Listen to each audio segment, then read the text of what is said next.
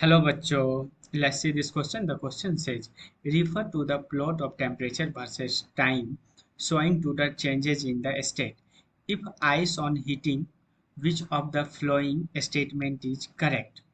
Question कह रहा है कि टेम्परेचर और टाइम का ग्राफ दिया हुआ है और ग्राफ के अंदर एक ऑब्जेक्ट है और वो ऑब्जेक्ट क्या है, आइस।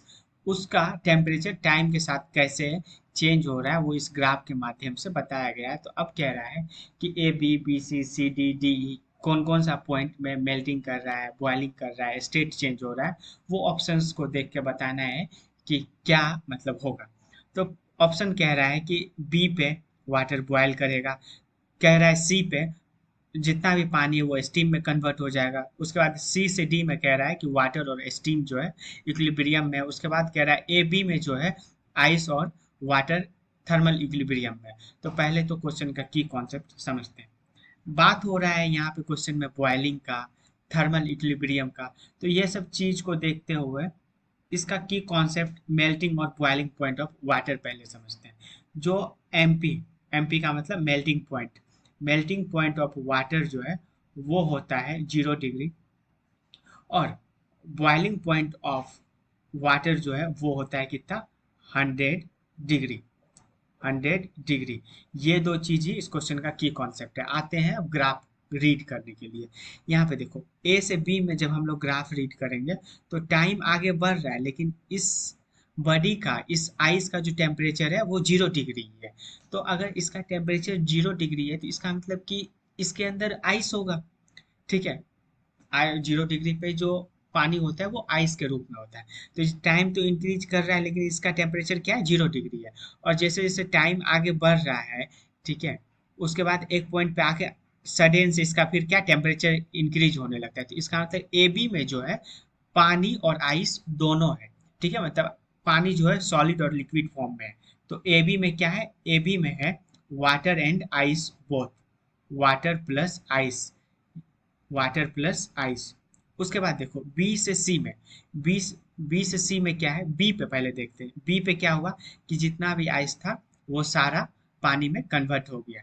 तो at B only water, at B में सिर्फ पानी बचा।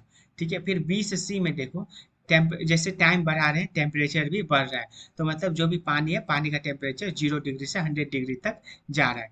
तो यहाँ बी से सी में लिखेंगे only water, only water with increasing temperature, with increasing temperature on, with increasing temperature on increasing time, increasing time.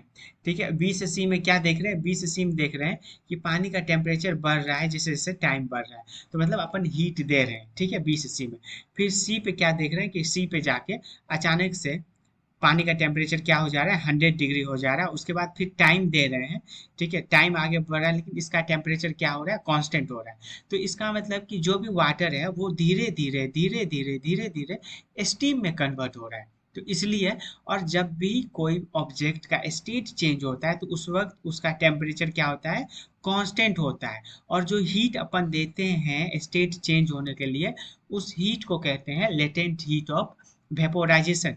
तो सी डी में देखो टेम्परेचर कांस्टेंट है, इसका मतलब क्या कि इसका स्टेट चेंज हो रहा है। और सी पे अगर इसका स्टेट वाटर है एट 100 डिग्री, तो सी डी के बीच में ये स्टीम और वाटर का मिक्सचर होगा और डी पे आके ये पूरा वाटर स्टीम में कन्वर्ट हो चुका होगा। तो सी डी में क्या है, सी डी में है mixing of water and, mixture of water and steam, mixture of water and steam.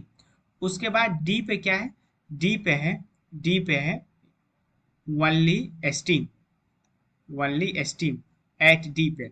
Eight D पे क्या हुआ कि जितना भी पानी था वो सारा स्टीम में कन्वर्ट हो गया। और डी से ई के बाद क्या हो गया, पूरा स्टीम का टाइम के साथ टेम्परेचर बढ़ रहा है।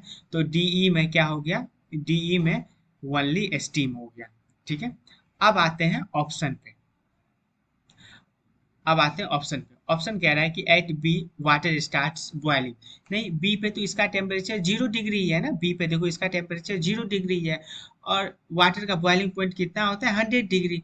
तो ये तो ऑप्शन गलत है। अब आते हैं सी ऑप्शन पे। At C all the water gets converted into steam.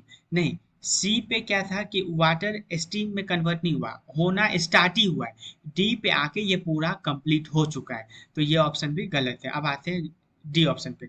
C to D, C to D represent water and steam in equilibrium below boiling point. नहीं, बिलो बॉइलिंग पॉइंट पे तो नहीं है ये, ठीक है। ये बॉइलिंग पॉइंट देखो, सी से डी पे क्या है, ये बॉइलिंग पॉइंट टेम्परेचर पे ही है, तो बिलो बॉइलिंग पॉइंट सब तो यूज नहीं करना चाहिए था, ये गलत हो गया। अब ऑप्शन ए है the region A B represent ice and water in thermal equilibrium. ठीक है, थर्मल इक्विलिब्रियम का मतलब हुआ कि आइस और वाटर दोनों का टेम्परेचर सेम है। तो हाँ, आइस और वाटर दोनों का टेम्परेचर क्या है, 0 डिग्री, और ए और बी में अपन लिख चुके हैं वाटर और आइस दोनों है। ठीक है, तो hence option number A is the right answer. Hope you understood it well. Best of luck.